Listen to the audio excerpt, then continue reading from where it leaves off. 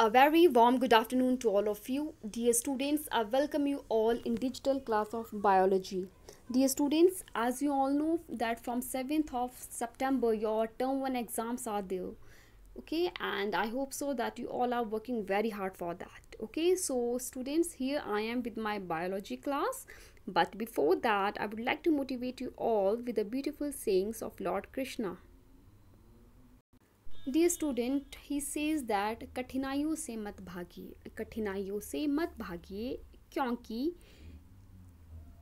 क्योंकि इन कठिनाइयों का सामना करने के बाद ही आपको आपकी सफलता प्राप्त होती है। जीवन में एक बात हमेशा स्मरण रखिए, जीवन में एक बात हमेशा स्मरण रखिए कि बाज को सबसे ऊंचाई में उड़ने के लिए मेघों से ऊपर उड़ना पड़ता है। So dear students, here if you want to achieve success, you have to work very hard. Okay, here they had related with the flight of eagle. Okay students, as you have seen that when it rains, okay, most of the birds they search for the shelter, but it is the only eagle which in order to avoid the rain will fly above the cloud. So same with you all, if you want to avoid failure you have to work very hard. Okay, so I hope so that you have understood the deep meaning behind this beautiful thought. Okay, so with this I will start. So student, this is the name of the chapter, that is the fundamental unit of life. So here I'll begin with its summary. So students, what is there? First of all, on the basis of the number of cell, okay, organisms are of two type, that is unicellular and multicellular. Uni means one, okay, and multi means many. Okay, so those organisms which are made up of only one cell are known as unicellular, and which are made up of many are known as multicellular. Okay, the example of your unicellular are amoeba, paramecium, whereas the example of your multicellular are man, cow, dog and insect. Clear? After that, what is there in this chapter? About cell and its various parts. Okay, first part is your cell wall, which is present only in plant cell, whereas cell membrane it is present in both plant and animal. Okay, if I talk about nucleus, student, nucleus is present in your eukaryotes, whereas nucleoid is present in your prokaryote. Okay, here it is given wrong spelling, nucleoid is this. Okay, nucleoid is present in your prokaryotes. Okay, and nucleoids are what? Those nucleus which do not have nuclear membrane. Okay, and the material of that nucleus would be there in a cytoplasm only. Clear? Then about cytoplasm, in cytoplasm what are the different organelles?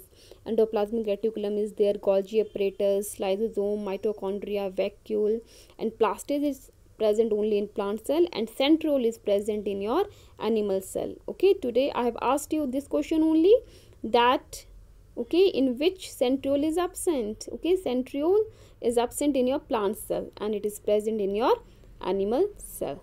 Okay, so I hope so that this is clear to you all. So student, first we will deal with the contribution of various scientists, okay, in the field of cytology. So students, here are some. Okay, first of all about Robert Hooke. Okay, in the year 1665 he discovered cell and coined the term cell. Okay, then in 1683 Evan Leeuwenhoek he discovered compound microscope, okay, and termed animalcules to animal cell. Okay, and also he discovered living cell. Okay, living cell from his own invented compound microscope.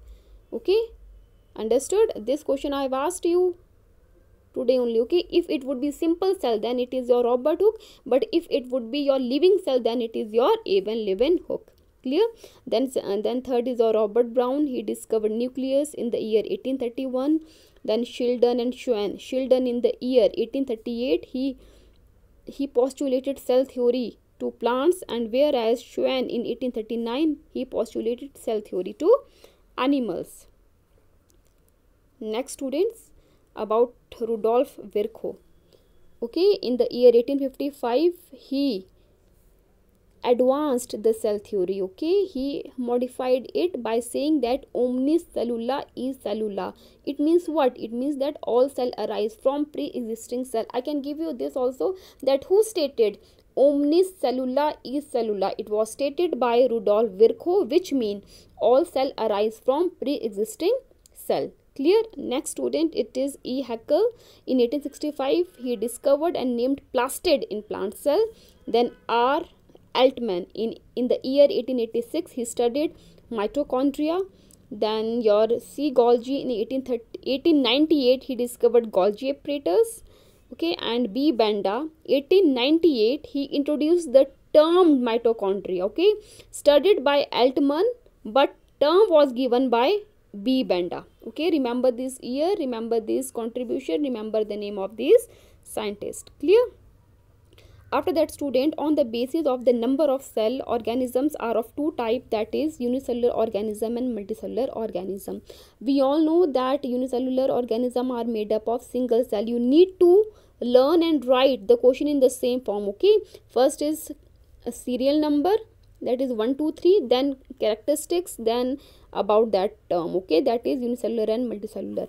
Then second is about function. Student, all function are performed by single cell only, because unicellular organism are made up of one cell only, whereas in case of your multicellular organism, different cell they will perform different function.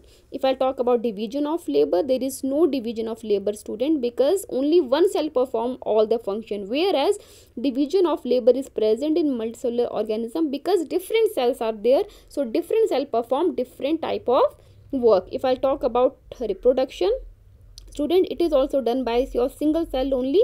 Okay, as we can see in case of your amoeba, whereas in case of your multicellular organism, there are specialized cell, and the name of those specialized cell are germ cell.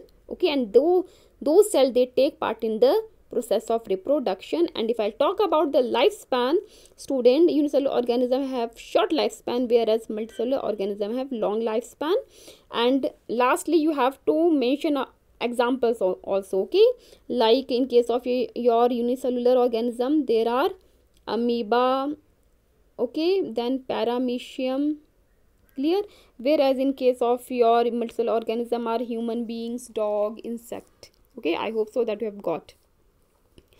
Next student, on the basis of the type of organization. Okay, here also organisms are of two type, that is prokaryotic and eukaryotic. Okay, they are very minute in size. Why? Because the example of your prokaryotic cell are bacteria, and we know that how minute they are. Okay, whereas eukaryotic cell, they are fairly large in size. If I talk about the nuclear region, okay, that is known as nucleoid. See here, and they do not have nuclear membrane, whereas nuclear material is surrounded within the nuclear membrane. In case of your prokaryotic cell, single chromosome is present, whereas in case of your eukaryotic cell, more than one chromosome present. Nucleolus is absent, nucleolus is present. Okay, whereas membrane bound cell organelles are absent. Those organelles which contain any of the membrane, that is absent. Clear?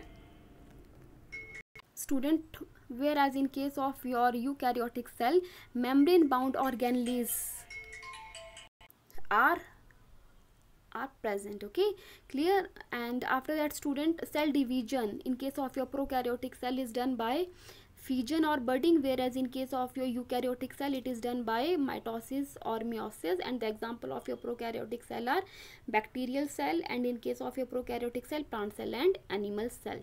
Clear? Lastly student, we will study about the difference between plant cell and animal cell.